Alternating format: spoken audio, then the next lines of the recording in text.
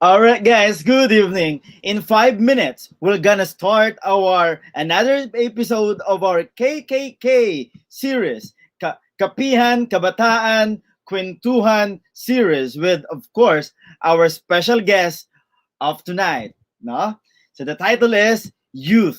They as the hope of the future. All right, guys, please like and share this Facebook Live so that we can spread the good news around the world. Thank you so much. This is Coach RM, 10,000 Cards Philippines brand ambassador. Bye.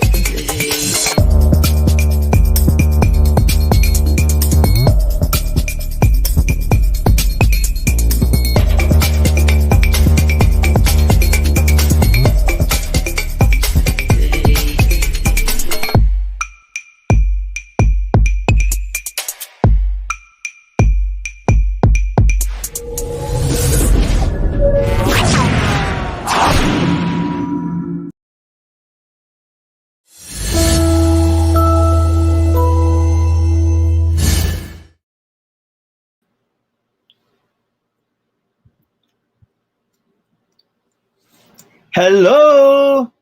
Good evening, good evening, good evening, everyone! So I'm so excited to have this conversation, no, with the youth of today, no. Um, Gusto ko lang sabihin sa lahat, no, na of course, yung project for every Tuesday, no, we're gonna have for the youth is number one, kasi ang dami ng dami ng mga kabataan. I always believe that they are the hope of the future, no? Um, it is also nice to hear an experience, no, direct from our youth, no? So, ito na guys, wala na akong iba pang hiling pa. Wow, wala pang hiling pa kundi makausap itong mga leaders, no, ng mga youth natin dito sa isla ng Boracay, especially they are all part of Red Cross Youth. Wow, I'm so excited. All right. So, our first guest for tonight, Charmaine Barrientos. No? She's the Red Cross Youth volunteer as Diniwid Youth representative, one of the organizers in the Red Cross Youth Assembly in 2016, and former Red Cross Youth Officer, one of the judges of the Redvolution Camp. No, mamaya ko na sila papagsalitain guys. Sa our second guest would be Johnfel, KAYUBIT, Meniel, Red Cross Youth Volunteer since 2012. Red Cross Swimming Instructor, wow, volunteer, and certified basic life support or FAIRS aider, Red Cross Youth of Barangay Malay chapter. No, nag-ano siya sa University of Makati, 4 times defending champion swimming event, Grand Slam champions, 2019 to 2020. Graduate, Associate in Customer Service Communication, 2018, 2019, and Bachelor of Arts in Communication and Service Management, 2020-2021. The third guest would be Kirsten Doan FAbilane, Vice President in Chapter Youth Council, Red Cross Boracay, Malay, active member and volunteer of Red Cross Youth since 2011. Successful raising of funds for disaster relief and blood collecting unit for the chapter. She's trained disseminator of child protection policy, substance abuse prevention, safe sex, HIV and AIDS awareness, Redvolution, and so on. Delegate of Boracay Malay, chapter for National Youth Congress, planning and implementing of projects for youth in Boracay under the support of supervision of the chapter. All right. So now, papakumustahin natin yung unang guest natin. All right, Charmaine, how are you? Hello, good evening. I'm okay. I'm doing fine. A little bit busy sa work and family matters, but yeah, I'm surviving despite this pandemic situation. And good evening to all the viewers and listeners. I'm honored to be part of this Kapihan, Kabataan, Kwentuhan series. So thank you for having me. All right, take the mic, Johnfel. Hi, hello guys. My name is Johnfel Meniel and you can call me Fel. And yan, as of the moment, I'm a graduate na kahapon lang.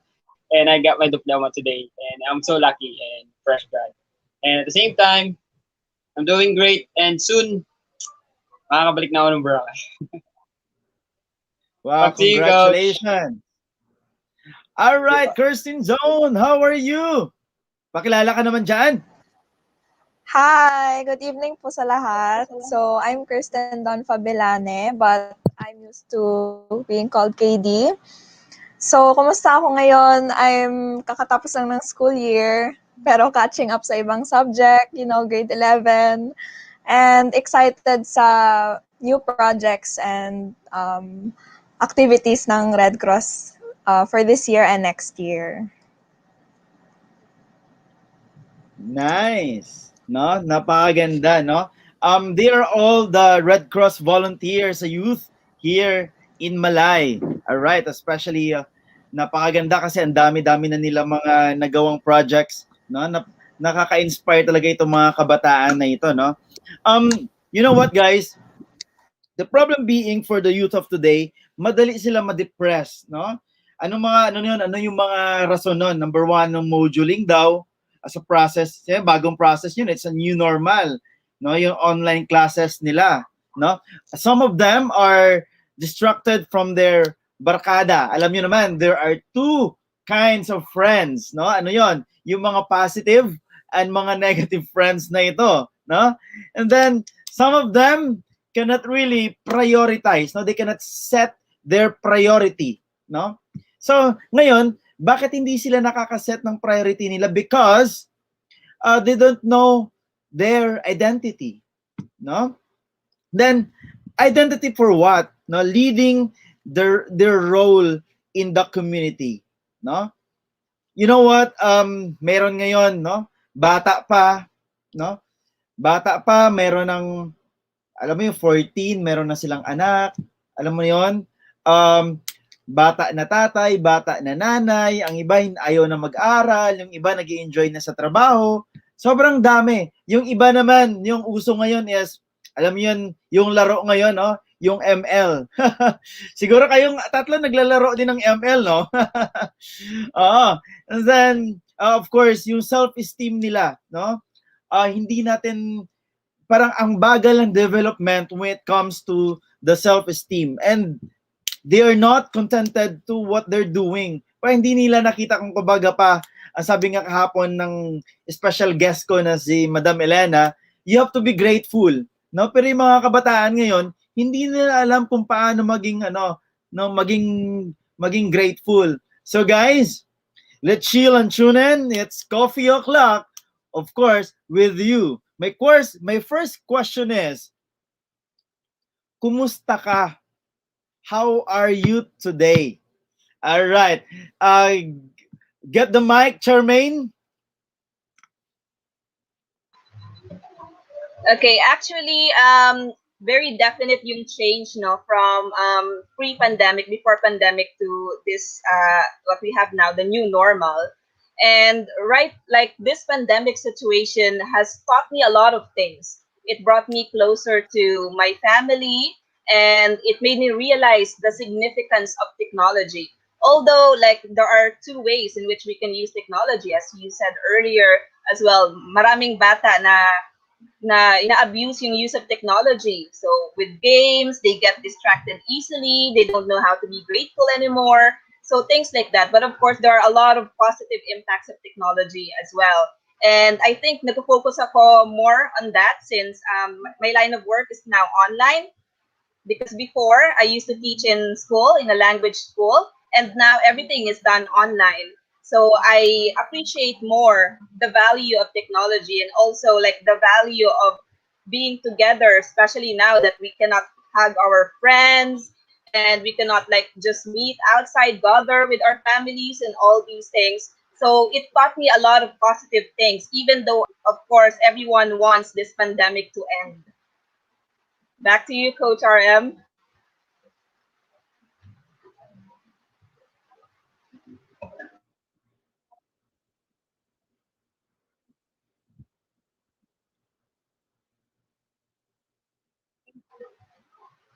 Sobrang gandang point, na especially yung line of work mo ngayon is more on online, no? How do you bago ako mag-proceed kay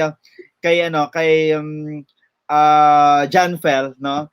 How do you cope with the online classes, no? Especially yung ginagawa mo ngayon? Actually, Sobrang hirap ba? yes, there are some difficulties apparently, especially like with the signal, and sometimes nag-brown out. And of course, it's different. Like with the face-to-face classes, it's easier to explain the concepts or the lessons. And online, sometimes it's difficult to get the message across. So there are like many difficulties in transitioning online, but so far it's working, and I'm happy that it does, because yeah, everyone needs to have a source of income, especially now that life is much harder than before. Yeah, no, tama 'yon kasi even if nga tayo ngayon, no, nahihirapan tayo when it comes to the signal, no? Anyway, ipunin natin 'yan, no? Huwag kang umalis diyan, no? Johnfel, how are you today? Ayun po, I'm doing great po and I'm happy and humble na kasama dito sa kapihan this evening. And thank you po sa Ano naman, opportunity. what keeps you busy or what makes you busy nowadays? That's a great question, Coach. As of the moment po, I'm a fresh grad, and at the same time, I'm still working now. Actually, I'm working now, and I'm doing fine naman when it comes to my background, lalo na ngayong pandemic. So it's hard to cope up nga talaga kasi you don't usually talk to those person na mas gusto mo makasama, and at the same time, as of the moment, malayo pa ako sa family ko because right now I'm here in Manila and I'm doing my job as work.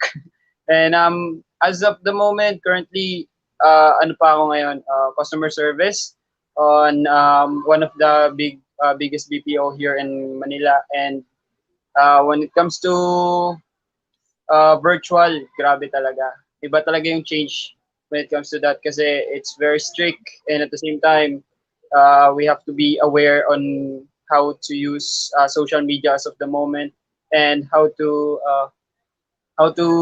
communicate even though na hindi mo sila nakikita, or even though they don't really talk to you in person, only on online. So how can you assist yourself na ibigay yung emotion on how will you going to interact with them again?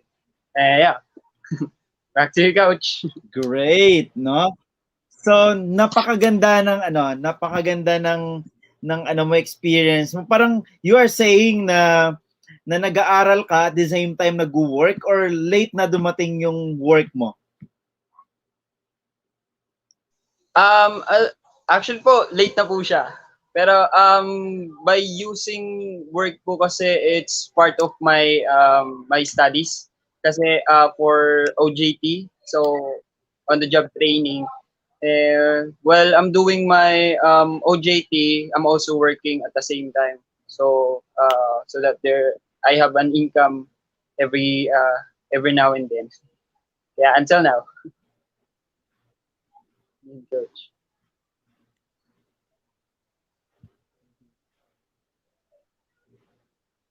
Back to you, Coach. Sige, that's a great perspective to your life, no? Kasi nga, hindi na mahirapan pa yung parents mo maghanap ng trabaho pa, no? Anyway, balikan kita mamaya, Johnfel. Let's invite Christine. Kumusta ka naman?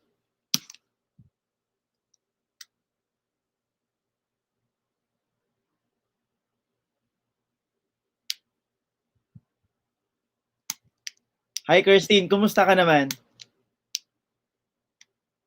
Ayla, medyo nawala si Christine.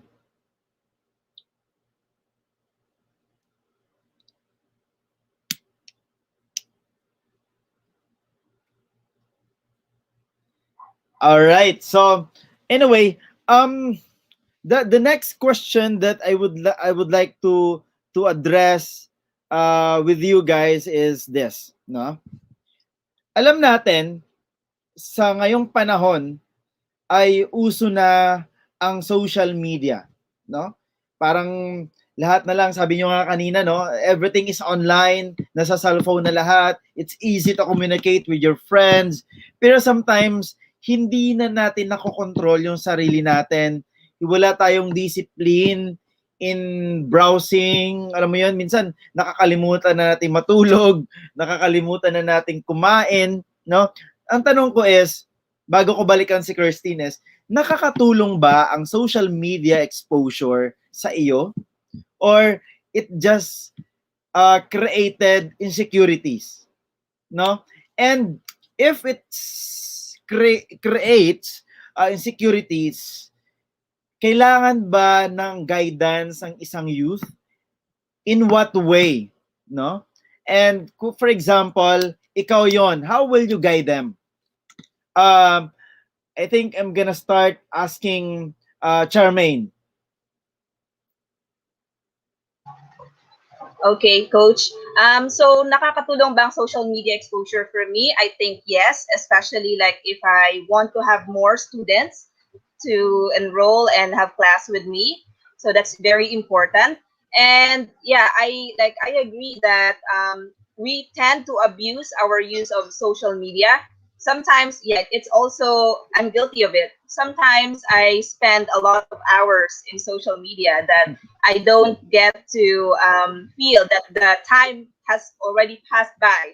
And like sometimes I feel like my day is not productive because I've spent a lot of time on social media. So what I do is that like I tend to like make a schedule, and then I follow that strict schedule. Like, for example, I can only spend 3 hours on social media per a day or something like that, because anything that is too much is bad. So I always believe that. And when you look at social media into a perspective that everyone is like perfect, everyone is like made up, and like there are so many people on social media that make you feel you are not enough or something like that. So ang advice sa mga youth na nakaka-feel na ganun, of course it's normal to feel all these emotions, because like what you see on social media, sometimes you tend to compare yourself.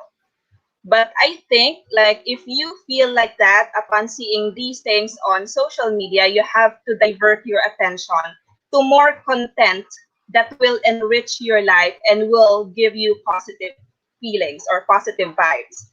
Yes, because like nobody is perfect, and probably what you can see on social media is just the surface. Like you don't know their story, you don't know what they are going through, you don't know their history, you don't know the story, how they became that person, how they achieved that success or something like that. You just knew the success. Like you can just see the made up one, like the ending or something like that. So we don't know what they're going through in their life. So I always think like everyone has their own struggle. That's why like I don't want to compare myself with anybody, because I think like everyone is unique in their own way, and we are good at something that we do, or something that our skill or things like that.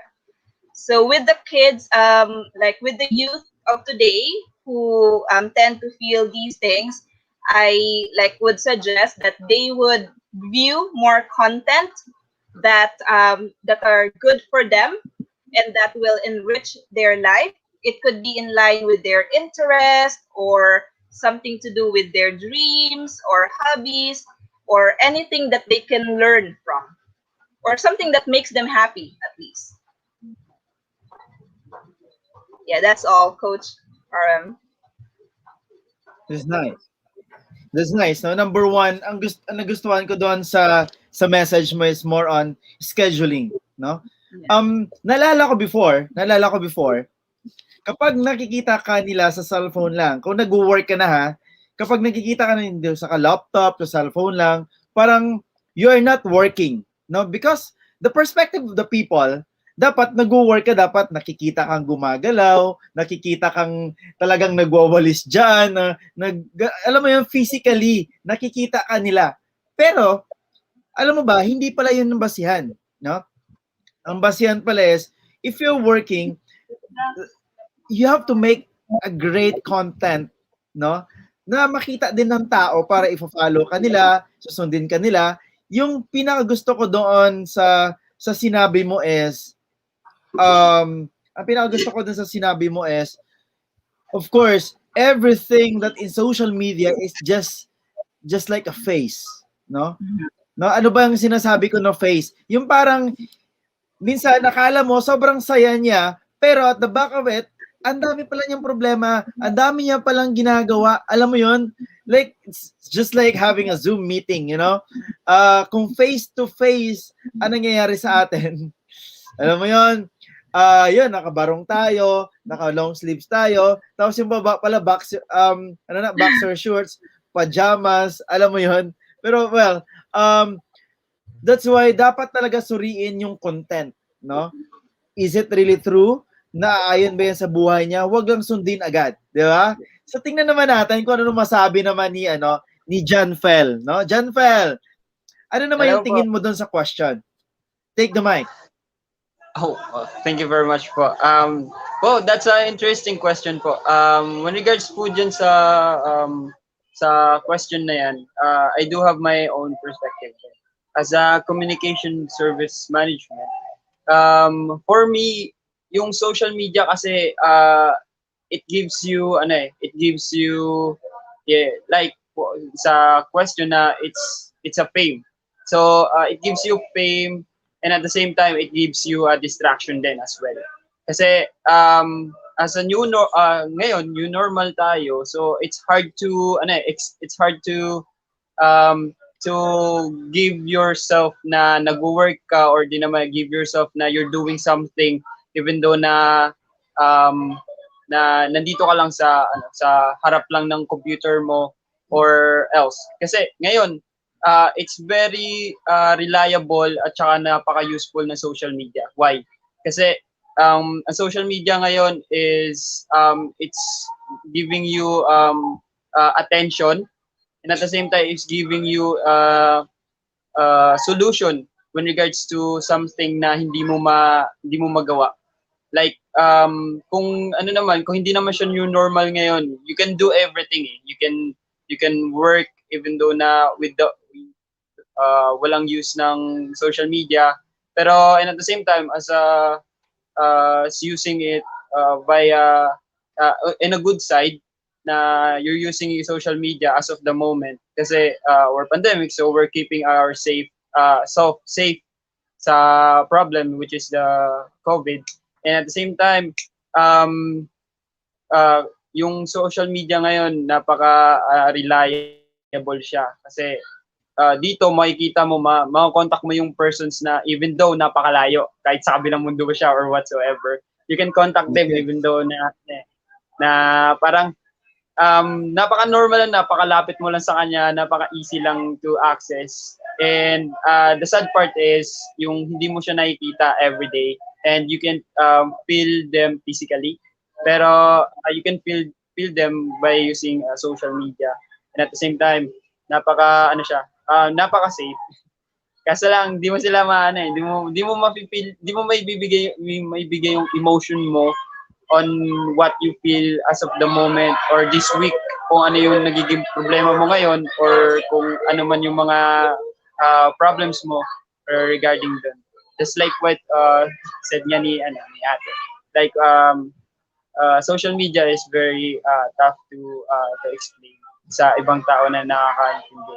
Kasi for those people na who gain looking for fame, and at the same time those people lang na gusto lang nila ma-entertain, social media is the best.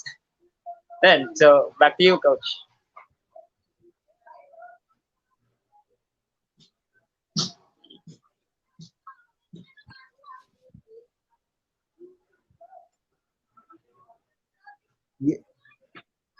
Napakagandang message, no? Tama 'yon. Actually sa social media ay meron naman talaga siyang nagagawang mabuti sa kabataan, sa mga tao kasi it creates the best communication tool, no? Sa bawat isa, especially to your family, to your friends. Kasi naalala ko nung bata pa ako, siguro may mga nanay dito na nanonood ngayon na alam mo yon, makapagsulat sila sa kanilang mga anak kung sa abroad sila, 1 month pa darating ang ang ang sulat, no? Kumbaga pa, na-graduate na ako sa next week. Pero alam mo 'yon, pagdating ng sulat, graduate na siya, no? Pero na-abuse, no? Ganun nga tama yung na-abuse kasi siya, no? But you have to balance your perspective. Yun, balik ako dun sa point ni Charmaine na dapat talaga alamin mo ang content. You have to discipline yourself, no? Guys, that was a really great answer, no? Let us proceed to our very good friend here, no? KD, how are you? No? Kumusta Hi, ka good naman, KD? evening. Kumustahin mo naman sila? Pasensya na po sa technical difficulties, but I'm back now. So, ngayon, medyo struggling sa internet, as I'm sure everyone experiences. Pero, ayun nga po, like I said earlier, trying to adjust with modular learning and the new normal when implementing projects and activities. And ano pa ba? Ayun, very excited to have a talk today about social media and the struggles of the youth today with social media and other issues like mental health, ganun po. Yeah. So, what is your perspective when it comes to social media exposure? No, nakakatulong ba ito? It creates insecurities kasi the more that you are exposed, the more that you are prone to do things, no? Ng mga bagay-bagay Yes. diyan. So if you're going to give them advice, paano mo sila sabihan? But of course, answer it first on your own perspective. Kumusta ba ang social media exposure? Nakaka-create ba ito ng isang insecurities?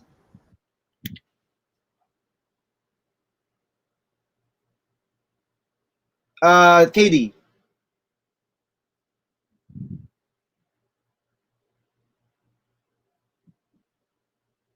Good question po. And of course, ayun po. So, from my perspective, I think yes, it does cause a lot of insecurities because when people show themselves on social media, they only want to show the perfect side, the good side, kung ano yung maganda, kung ano yung nakakabuti sa image nila.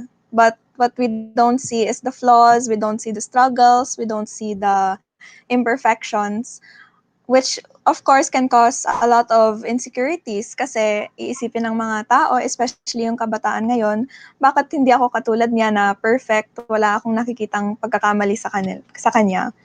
But at the same time, I think meron ding advantage sa social media when it is used in the right way because you have a wider range of exposure kung sinong nakikita mo. So, same as seeing the perfect side, you can also see the shared struggles and insecurities ng ibang tao. Like, makikita mo yung na your struggles and your insecurities are being represented by other people in the media. Like, for example, kung insecure ka na or sa body mo or sa kulay mo, but you see someone else with the same characteristics as you, but they are confident, di ba? Nakakaangat siya ng self-esteem. So, lahat naman merong pros and cons, pero I think that yung generation namin ngayon, especially with TikTok, you can share your art, you can share your creation. I think, there's a bright side to it. And yung advice ko would be, don't be so hard on yourself. Kahit even to myself, that would be my advice. Kasi kung ano yung itsura ko ngayon, yung state ko as a person, hindi siya permanent. It's all temporary. I'm still going to grow and I'm still going to change as a teenager and yun, as a person. So lahat ng insecurities or flaws na naisip ko ngayon, it will always improve. Yun lang po. Back to you. Great, no? KD, no? And of course, it addresses to all. Are you a person who always complain?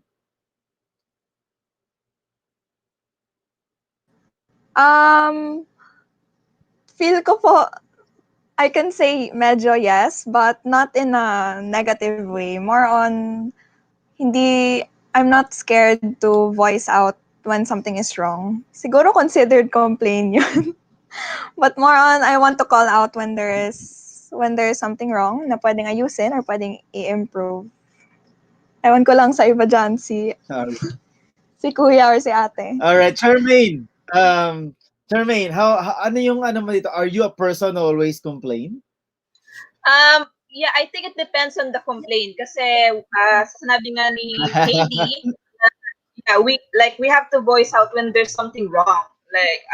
Like if it's apparent or clear naman na there's something wrong, we have to voice it out so that the other people know it's wrong and they can do something about it. But like for example, if something minor, for example, mainit or something like that, I don't think I always complain. Like for minor stuff. Like because I would rather use my energy. I would rather use my energy to figure out how I can make myself feel better or solve the situation rather than like waste my energy complaining, because it only like gives negative vibes to other people as well, like the one that I'm complaining to or the one that I'm sharing my complaints with. Back to you, Coach. Great answer. Great answer, no? How about you, Johnfel? Are you always complaining? Ako po, no. Actually, I'm not always complaining when regards to something it's not a complainable. Like for example, it's very common na it's very hot or it's very rainy, something like that. It's when it comes to weather, no. And at the same time, if those complaint is affecting yourself or affecting someone that makes them feel bad or makes them feel broken or make them negative, and at the same time it affects you by doing something na hindi naman dapat sa'yo pero yourself is affecting on it. So that's the time that I can consider myself na I can complain because it affecting my social life or my social life, yeah, social life, my daily lifestyle, and at the same time my mental health, because it will bother you. Yun yung big difference, right? As of the moment na it will bother you, and at the same time na parang hindi mo na siya iniisip ng isang araw. It takes you a month or a week to feel fine, even though na parang hindi naman para sa akin. Pero bakit parang ganito? So it makes me feel na nagko-complain ako as always. As long as I'm with that problem, so I'm always complaining. Pero and at the same time pag wala, no, I'm not doing it. I'm not wasting my time today. Back to you, Ken. Tama yun, no? Kasi when it affects your right, when it affects others people's right, no? And if complaining kasi, it's just giving you stress, no? Complaining, pag sinabi mo ang complain, it's a negative.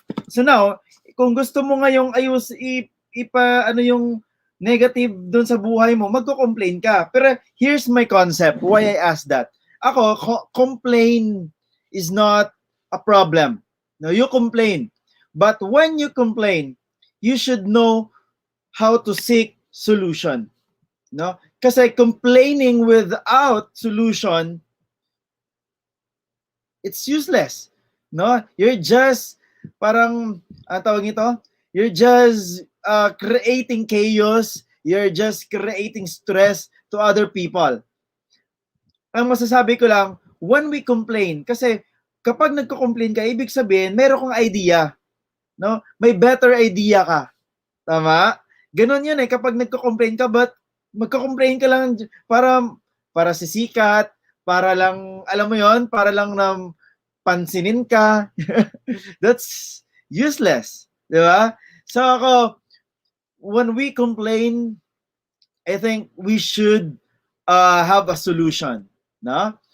And what is the source of motivation, no? What is your source of motivation? Um, I'll go first to KD.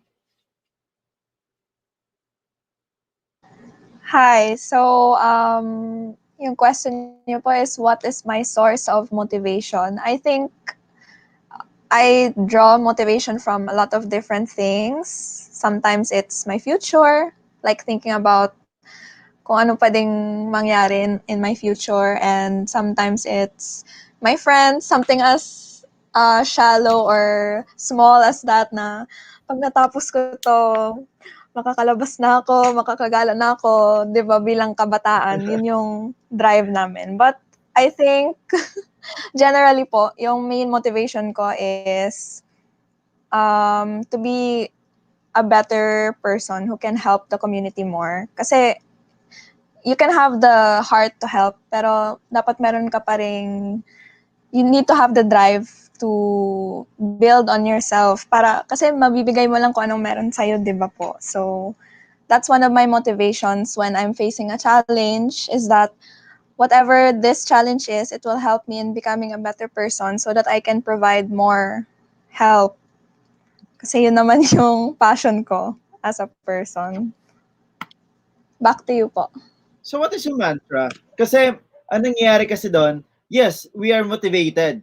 But sometimes kasi, yung motivation na ito, yun din minsan, hindi yun perfect eh. Meron ng frustration minsan.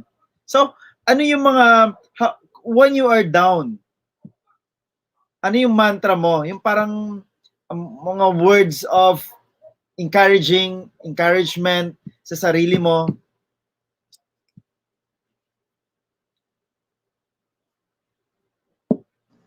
My mantra, words of encouragement. So, tulad po ng sabi ko kanina, I guess my words of encouragement would be that it's, kung ano man yung struggles ko ngayon, it's temporary. So, whatever hardship you're facing now, hindi naman yan forever. Walang forever sa mga struggle na yan. So, it will always be overcome. And a mantra, I guess I would say, there's a reason naman kung bakit ako nahirapan. It's to challenge me to overcome it and become better. Kaya, okay lang. Hindi naman ibibigay sa akin yung challenge if hindi ko siya kayang i-overcome. That's nice. Kasi life naman is all about, it's a matter of perspective kung paano mo tingnan yung isang bagay, no? Well, that's great. How about you, Charmaine? Well, my source of motivation, first of all, is my family. Like they are a strong support system to me, and also like my role model. So one of my role model is Miss Elena Brugger. So like when I talk to her, I learn from her a lot about leadership, life lessons, values, and all these things.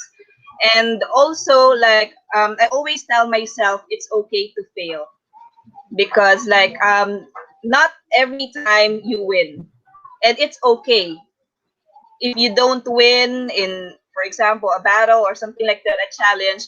And my like motivational mantra is trust the process. So when I like fail at something, when I receive rejection, because like when I was younger, I was like always afraid of rejection and of failure. So, like when I was growing up, I learned that these things are actually normal and you like will experience them constantly as you go through life. And it's okay because these rejections, the series of failures that you have to go through will make you an even stronger person. And like those things will make you you. So like I really always try my best to do things even though like things don't go according to my plan. I always trust the process that everything happens for a reason. If something doesn't go according to my plan, it means God is planning something better for me. So in that way, I feel motivated to continue and to do better. and I always like follow my passion. So sometimes like we have these passions, and when we like do them, we feel tired. But if it's your passion, even though you feel tired, you always continue. You have that drive to achieve what you want through, because this is your passion. And yeah, that's all. Great, no? Yes, it's good, no? Trust the process. Kasi Right. sometimes if we do not trust the process, come on, wala din yun eh. Kasi it's okay to fail. As long as sabi ko nga kahapon sa usapan namin ni Miss Elena, when you fall down, no, you bounce back twice or two times. Kasi yung iba, pero yung iba kasi yung mga tao, wala lang. Parang na-fall down sila ngayon, ay parang ano pa, parang ilang taon pa bagong bumangon, no? That's not the challenge of life eh. The challenge of life is you have to face it today, no? Because tama yun, everything happens for a reason. Tama? 'Di ba? 'Di ba ano, Yeah. Johnfel? Everything happens for a reason. Ano yung sa tingin mo diyan? Well, exactly po. And at the same time, it's a great question po, Coach. No, when regards to the concern na what's your source of motivation at the same time, Manta mo. Sa akin kasi, when it comes to source of motivation, I always look for God first. So I always give myself kay God on what should I do, and at the same time, my other source then is my family, kasi they they build myself, and at the same time they andyan sila for making me this ano ako eto what makes me do myself, and what's my hobby, and at the same time what makes me happy. And also, when regards to my motivation sa life ko ngayon as my own, I always believe na na pag nagkakamali ka, it's a process nga. Yes, it's a process. And at the same time, it's not a negative to to to feel na you always fail, or you do receive some negative impact, kasi ang maganda pa doon, it makes you motivate yourself na to do better for 10 times more. And at the same time, pag na-encounter mo na kasi yung failure na yun, ang sarap sa feeling, kasi alam mo na yung gagawin mo, and you will make good use of it na as your reference to make better perspective, and at the same time better solution sa problem na yun. And and um and and at the same time, pag nagkakamali kasi yung tao, they tend to stop. Why? Kasi when it comes to failure, kasi pag nakita nila na mali ito, mali na yan. They don't try to push their self na if this is wrong. That's a great experience. Bakit? Kasi pag nagkamali ka, eto yan eh. May gagawin akong bago pag ginawa niya. Pag na-experience ko ulit to. I can do more, and I can make my option wider eh. So and at the same time sa mantra din, or sa quotes na yun, yung perspective kasi sa life ko, and at the same time yung motivation ko sa life ko, so that I can always give myself 100%, and I'm confident na magkamali sa option na there's always consequences when regards to your options. And at the same time, I always do believe na there's always two answers. So when regards to that, yung first answer is yes and no. So at the same time, na you always think sa first answer mo na yun, na sa kung anong gagawin mo na. Like for example, I'll motivate people on how will they cope up, or how will they begin their self, like ngayong pandemic.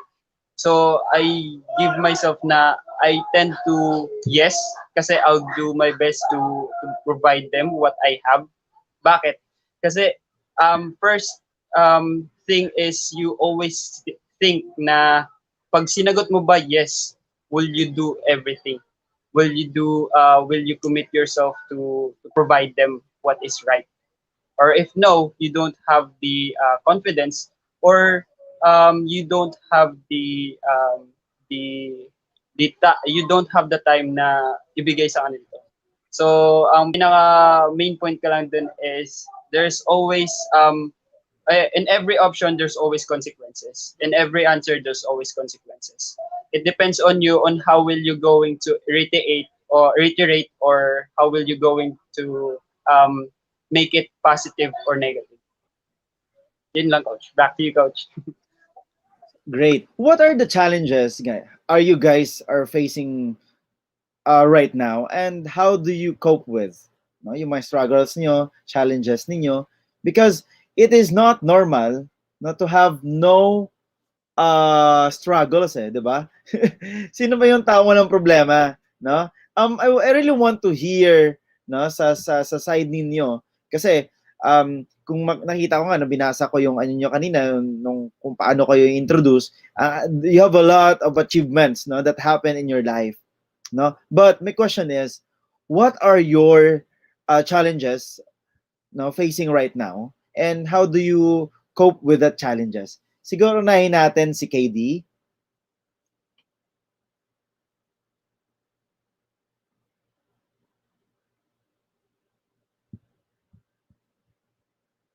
KD, take the mic. Yes po. So, the challenges I'm dealing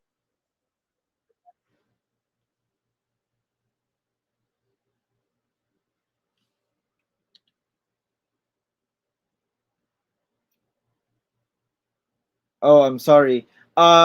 Let's go back to KD. Charmaine, take the mic. Yes, coach. So actually, like of course, I agree that everyone has their own struggles, and actually, I'm having my own struggles as well. Like especially with my family, so with my mom's health condition, so it's taking like most of my time, and I'm worrying a lot. And then number two is like the like how to handle stress. So of course we like get stressed over so many things at work and about worrying, thinking of our future, like when this pandemic will end, things like this. So sometimes like it gets the best of you. And then number three is like how to like do things that you've planned, because like a lot of things have already been delayed or you have to cancel a lot of things because of this pandemic. So pre-pandemic, I planned to travel, to do a lot of things, to do a lot of activities, but of course, because of this pandemic, I can't do those. So many like challenges in life, and it makes you feel sometimes sad, especially like it can affect your mental health as well. So you keep or you start worrying about what will happen in your future, or like where the path you should take, things like that. So sometimes like when all of these challenges are like bugging me or bothering me, I just sit down and pray, and then somehow it comforts me. And even though like it's I know it's wrong to think that like you're not alone in this misery, or you're not the only one who's Yes. struggling, finding comfort in other people's misery, but somehow that thought comforts me that I'm not alone, that everyone is probably going through the same thing as I am going through, and they can do it, so why can't I? So that thought Yes. motivates me. Yes. So I always try to keep a positive mindset, even with the times that are very difficult to like think positive because of everything that's happening around us, like the number of cases and like yeah, the thing with the volcanic eruption around the world, typhoon, and all these things. I try to be in like to think that everything will be over soon, that this is all temporary, and like we just have to wait patiently that the time will come that we can all like smile again and hug each other again and be free of some worries. Of course, we cannot be free of all worries, but like our worries will be lessened and our stress will also be reduced. Back to you, Coach.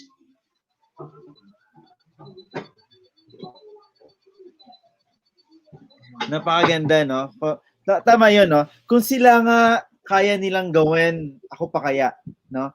And we cannot think of the problem around us, no? Hindi natin kaya yon. What we need to focus right now is to ourselves. Kasi, balik tayo dun sa point nyo kanina na you cannot help if you can't have. How can you help other people? Bigyan kita ng pagkain, pero you don't have food. Di ba? Bigyan kita ng pera, you don't have money. Bibigyan kita ng knowledge, you don't have the knowledge. So you have to take care of yourself, no? That's number one. Number two, you just need to believe that you always can, di ba? No? Johnfel, ano naman yung thoughts mo about it? So, yun. It's an interesting question, no? What are your struggles now, and how do you cope up with? For me, what my struggles now is to what should I do and what will I do as of the moment na I finish my studies ngayon. So, it's hard to think na what should I do next. As in legit, it's hard to think talaga na what should you do, what do you need to do first, what are your priority after this, and then what's your reason why are you going to do something na um, it makes you happy, or it makes you feel alive again, na it will motivates you for every day, and at the same time it makes you being comfortable on what are you doing. So as of the moment, ang ginagawa ko ngayon is it's to really think what should I do, or what are my next steps in life, and how will I going to make it worth it ulit, and how will I going to look for inspiration that makes me gain knowledge, and it makes me um, help people while doing while applying to myself, and how will I going to inspire those people that I don't think that I can help them physically, but mentally I can, something like that. And at the same time, it's hard to think na how will you going to cope up on this next days or next months or years or even decades on how will you going to apply this new normal sa mga susunod pang generations. So it's hard to and at the same time it's hard to think na how will you going to make yourself change for this. Kasi as a physically fit person, it's hard to make yourself na maging fit on these days, kasi you're always using social media, you're always making yourself na stay lang sa isang lugar. So it's hard to make yourself better, and at the same time make yourself na mag-think and make yourself na maging active. So it's hard as of the moment. Pero it will last, kasi there's always a reason, and at the same time there's always an opportunity na dadating, and yes, there's always a new beginning. So and it's hard for me as of the moment. Yun lang. Back to you, Coach.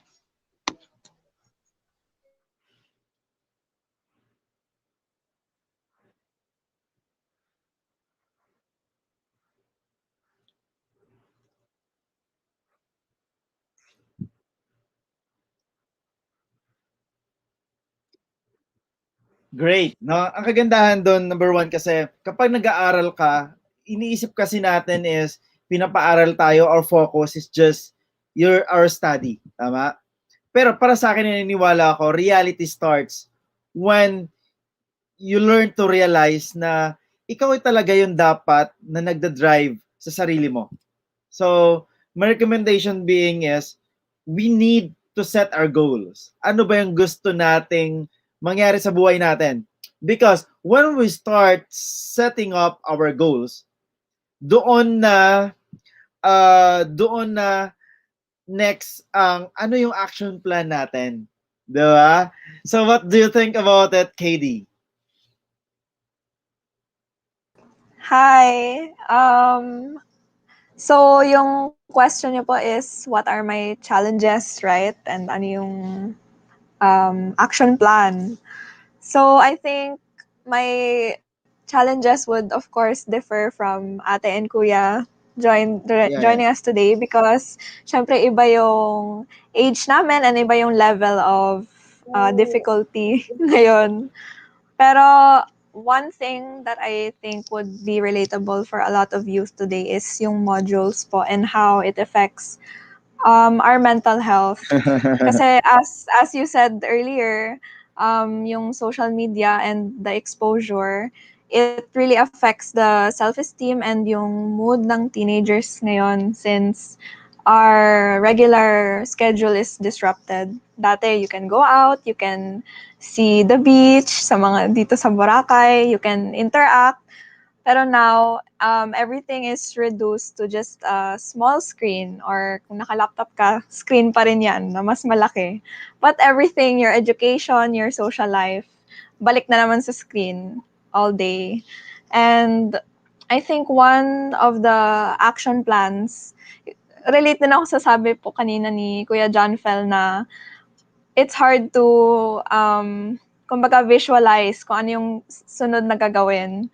Kasi if all you have is the tasks and requirements, pero you still need to go back to, ano ba yung goal natin? Bakit natin ginagawa to? Ano yung reason? What will push me to continue doing this? There's always an end product. Kailangan palagi may product na or kalalabasan yung gagawin natin. And kahit maliit lang siya or maybe a small accomplishment, it will always bring us to the next task. You know, maybe a compilation of small tasks can bring us to something bigger na hindi natin alam where we are now, na yun pala yung magagawa natin in the future. So, yun lang po. Back to you, Coach.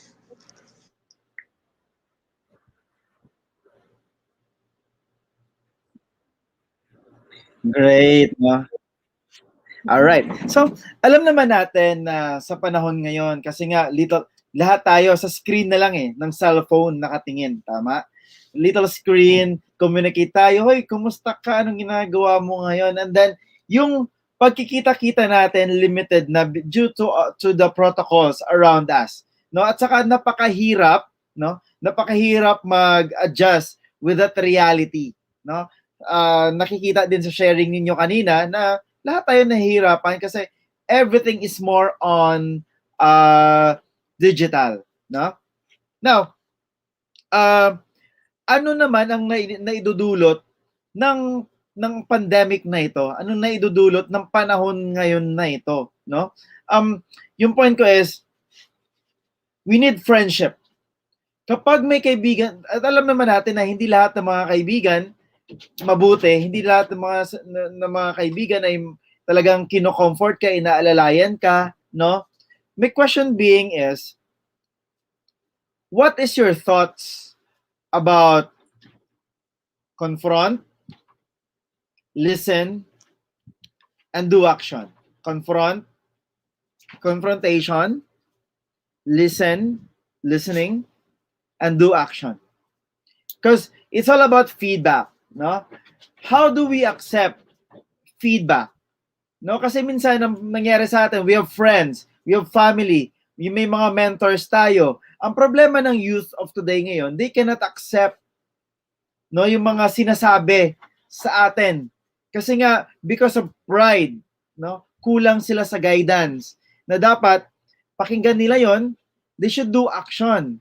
Hindi na bala ka dyan, niinggit lang siya. Yun na agad eh. Ang nasa isip na inggit lang yan, wala lang yan magawa. That's why sinasabi natin to. No? Ngayon, ano yung thoughts ninyo?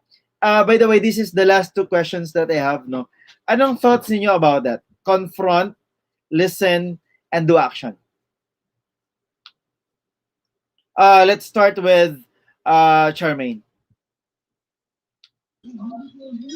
So my thoughts on confrontation, listening, and doing action.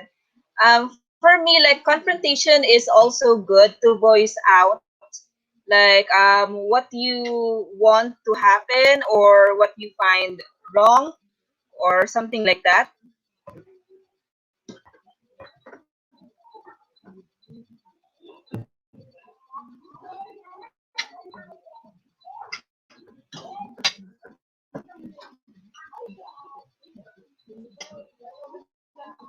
Okay. Yeah, going back.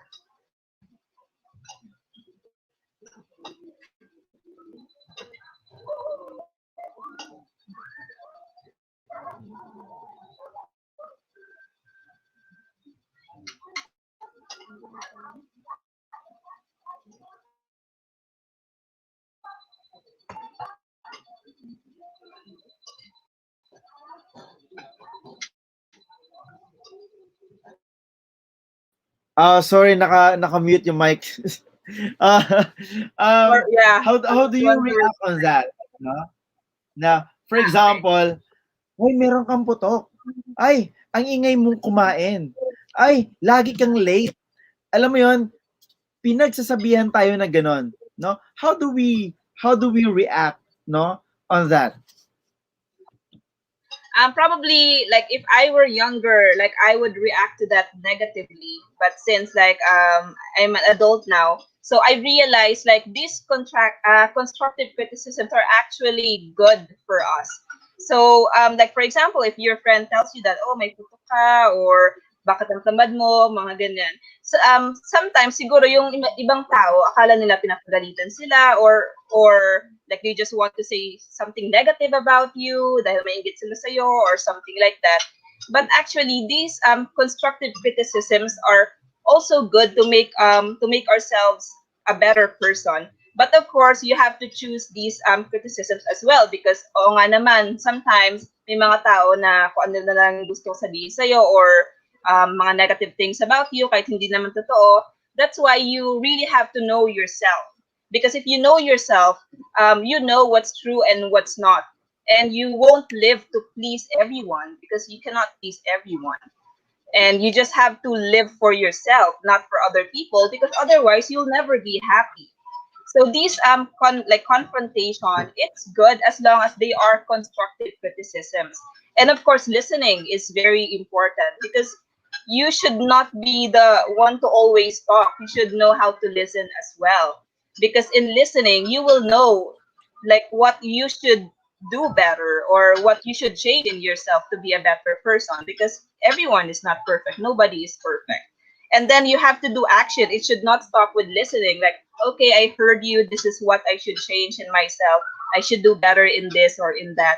Of course, I have to like start doing something about that. It should not stop with listening. This is a process so that to make your like self a better person and like not for them to like you or not to please them but to live your life like happily and to have a better quality of life.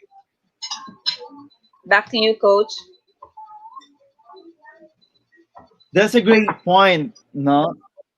That's a great point. No, now we not all the people knows how to do a constructive criticism. Not all the people are good in talking or presenting their points or thoughts. But I only have two rules.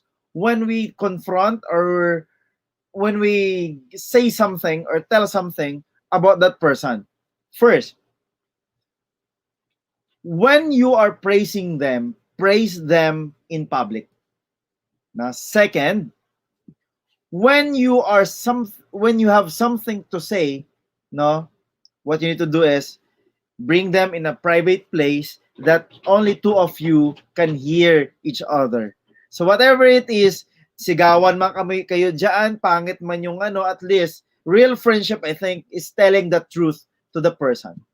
So praise them in public, correct them in private. All right. So I have other question with to Johnfel. Do you believe that the youth is the hope of the future? Do you believe that the youth is the voice of change? How? Oh, for me, yes, definitely. Because just like Rizal says, um, uh, yung kabataan is pag-asa ng bayan. So, as of the moment, our youth is making a progress now, and at the same time, uh, uh, they used to cope up themselves on what they see and what they feel on how will they going to interact with it as as a parang ano rin siya parang positive scripting and correct guidance as of the moment kasi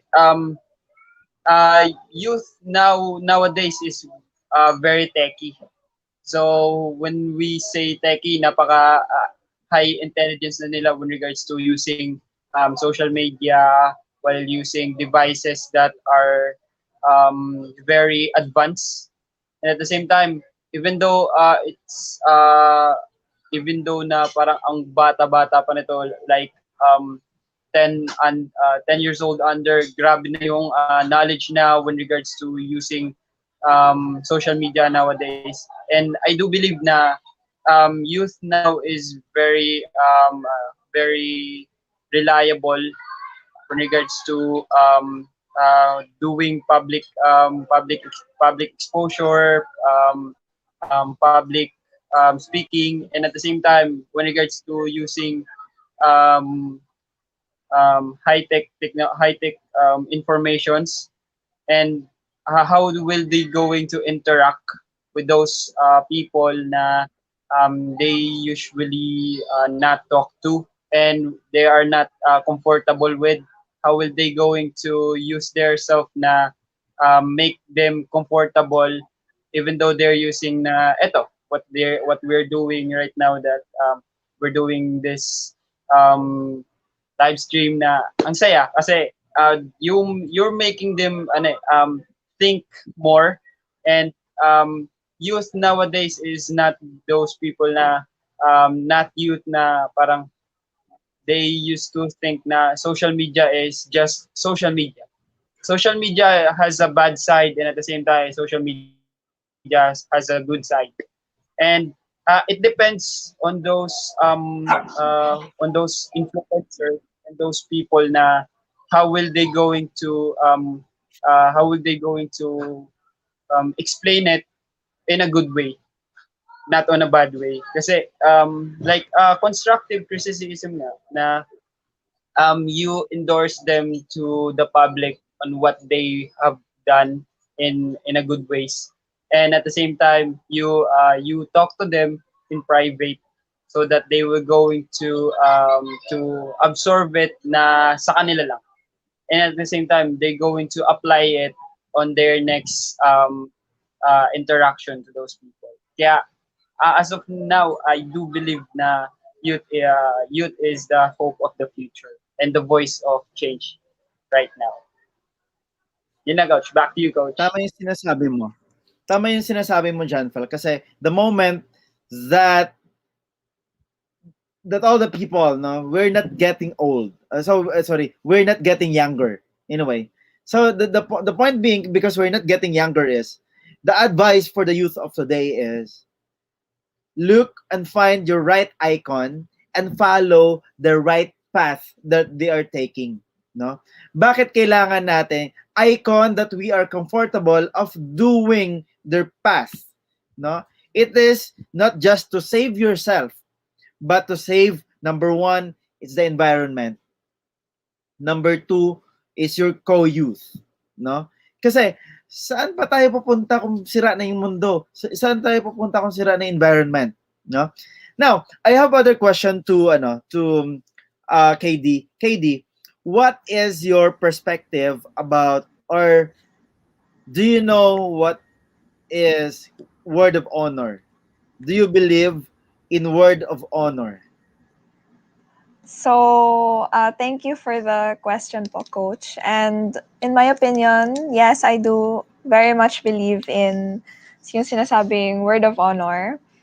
Kasi I think it applies to everyone. When you have relationships with your family, with your friends, we cannot help but make promises, di ba? And I believe in the value of keeping those promises, or taking care of your trust with one another.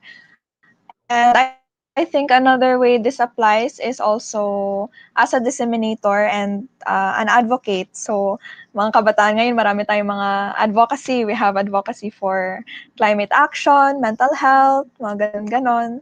It's very, very important to keep your word, because that's where your credibility lies. Kasi kapag nandyan ka na sa harap, when you're given the opportunity to speak, tulad ngayon, babalikan at babalikan yung sinasabing word of honor. You should mean what you say. You should know what you say. And of course, makukuha naman natin yung knowledge na yan through experience, through interactions, tulad nito. But it's always important na alagaan natin yon. Kasi that is how the people see you eh. That is what they believe in when they listen to you talk. Kasehan nila. So, yun lang po. Back to you, Coach. Kasi ako, naniniwala ako na trust begins in word of honor. Kung paano gawin o isabuhay, isagawa yung mga words mo, yung mga nabitawan mong salita. Alright? So now, you guys, if you have a word of honor, can you please thumbs up?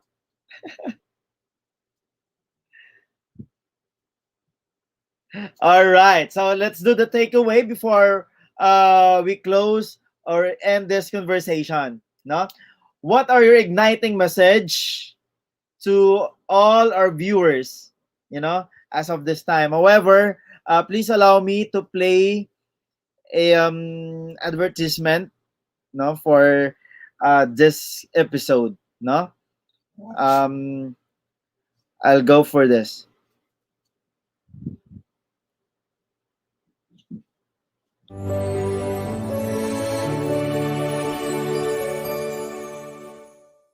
How to purchase 10,000 cards, digital business card. First, scan QR code or click the link. Second, Scroll down and click the tab that says Get Your Own Digital Business Card. third, The link will direct you to the 10K Card shopping website. Scroll down until you see the digital business card plus affiliate membership. Then, click Purchase. fourth, You can pay using your Google Pay or click Check More Payment Options and fill out the contact information and billing address. Then, click Continue Payment. Fifth, double check your information and click Pay. Congratulations and enjoy using and monetizing your digital business card. Thank you.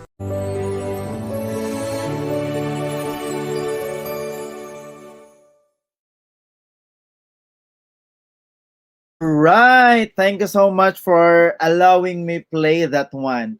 All right. Siguro, I'm gonna start with Charmaine for the igniting message. Charmaine, take the mic.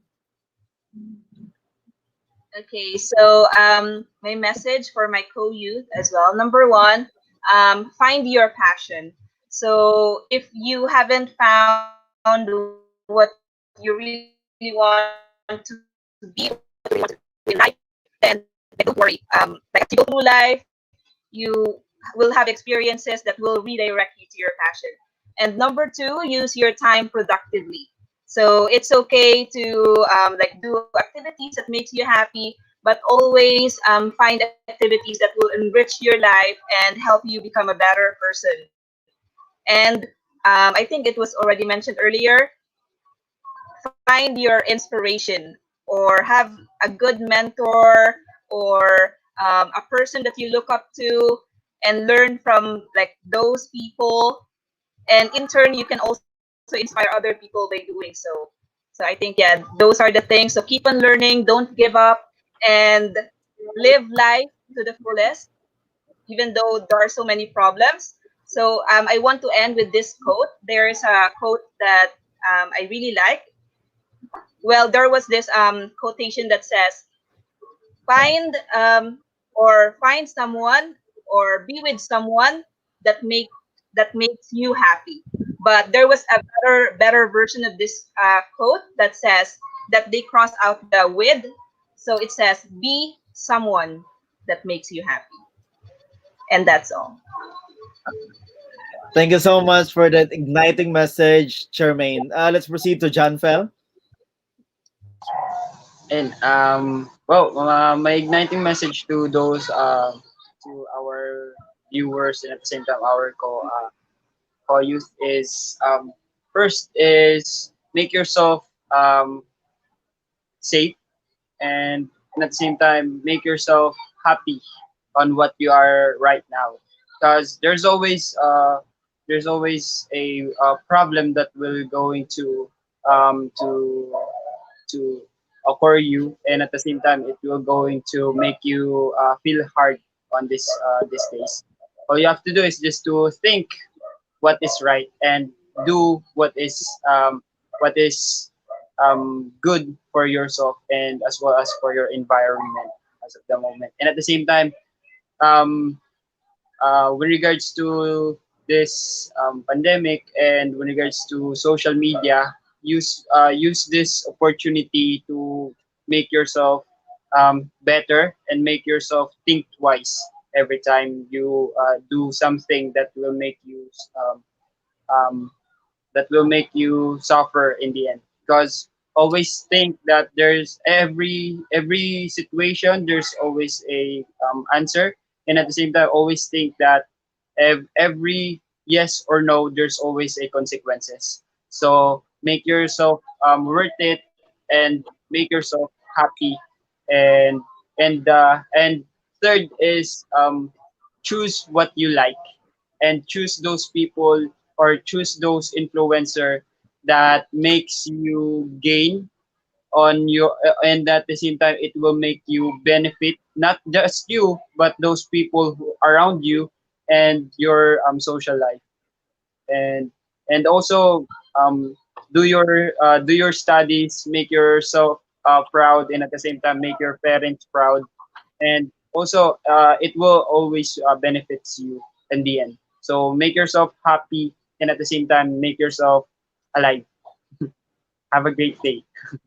Thank you very much. Back to you, coach. Thank you so much, Johnfel. All right. Of course, before we proceed to our special guest, no, na magbibigay din ng thoughts, no, which is Father Vernon, no, is a priest here in na Holy Rosary, no, parish, no. But of course, patapusin natin ang igniting message si Christine. Kirsten, please, KD, please take the mic. Yes po. So, my igniting message for today's youth, first of all, would be to keep your courage. Don't be discouraged if you don't see progress right away. Kasi tulad nga ng sabi ni Ate Charmaine kanina, it's a working progress. You'll always have space to improve and to learn more. Kaya not everything can happen overnight. 'Di ba? Sometimes kapag meron tayong pinaglalaban, we have an advocacy, not everyone will listen to us. Lalo na sa kabataan, they will question, ano bang alam mo? Paano mo naman alam kung totoo ba talaga yan? Mas alam ko ganito, ganyan, di ba? Pero there will always be people who believe in you. There will always be people who want to support your cause and see value in what you believe in and what you want to fight for. Kaya, ayun, always remember what your purpose is when you're advocating, and every little effort or step will always have an impact in the long run. So yun, keep your head high. Marami pang pagdadaanan na challenges and struggles, but also achievements and triumphs. So yun lang. Thank you for having us on the show. Back to you, Coach.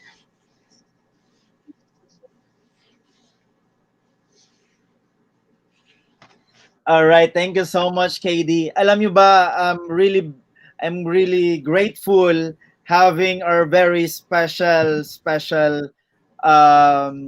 guest, no, for tonight, no. Magbibigay naman siya ng thoughts about youth, ano na ngayon nangyayari sa youth, ano ba yung the right path to take with, no. Welcome to our KKK series, Father Vernon. Take the mic, Father. Good evening. Kung masasabi ko lang sa ating youth nowadays, especially ako rin, I'm still part of the youth. I consider myself as part of the youth din because sa age din ng ka-age gap ko rin kayo. And ang masasabi ko lang sa inyo is, sa atin is, we are experiencing a great problem right now of this pandemic. And isa sa mga naapektuhan talaga are the youth, yung kanilang module, yung kanilang learning, no? So, meron ng mga problems brought about by the K-12. Tapos ngayon, nadagdagan ng mga problems brought about by these modules, things, the mga online classes.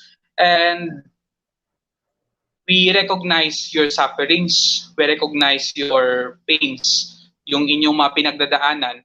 But always remember that itong lahat ng pinagdadaanan natin ay magbubunga ng mabuti kapag tayo ay gumagawa rin ng mabuti.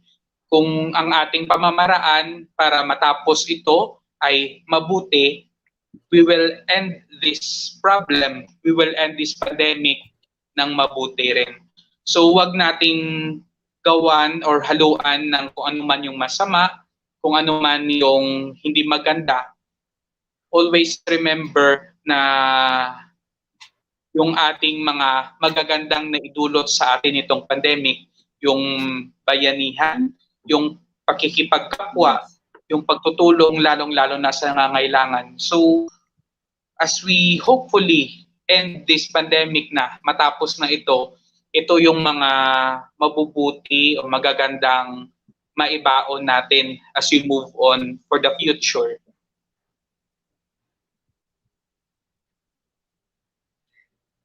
Nice. Napakagandang message.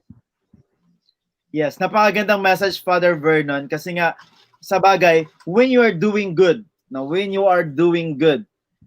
the result will be good. Tama? Sino ba yung gagawa dito ng good tapos masama yung yung result? And the other point na gusto kong kunin doon kay Father Vernon is yung bayanihan, no? As in, ngayon dito ngayon, walang boss, walang matanda, walang bata, lahat pare-pareho tayo, lahat tayo nagtutulungan, no?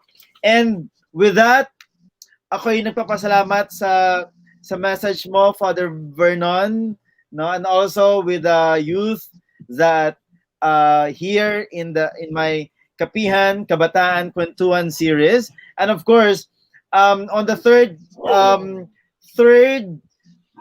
week, we will be hearing the vocation, no, story and inspirational message, of course, of Father Vernon. So bantayan natin siya at suportahan natin, pakinggan natin, no? Kung saan ba nanggaling din ang vocation niya bago siya nagpare. At by the way, ako'y mas matanda sa kay Father Vernon. So, ganun talaga pag tumatanda tayo, no? And guys, I would like to end this conversation by saying thank you to all of you. Of course, especially sa ating partner, PCTV and ACTV, PCTV Boracay and ACTV Aklan in partnership. No, we are not just on our Facebook Live, but we are also live on their community channel. So continue to subscribe PCTV and ACTV. And also, please also support my page, no, Your Boracay Guide. Just scan the QR code in front of the screen, and when the link will pop up, just add it to your home screen, and also you can browse my details in there. No? Thank you so much. Guys, wala na akong sasabihin pa. I'm so grateful having you in my show. KKK Series. Welcome back and see you tomorrow, 8 p.m. Bye-bye. Bye-bye. Okay, in 5, 4, Bye. 3, 2, 1.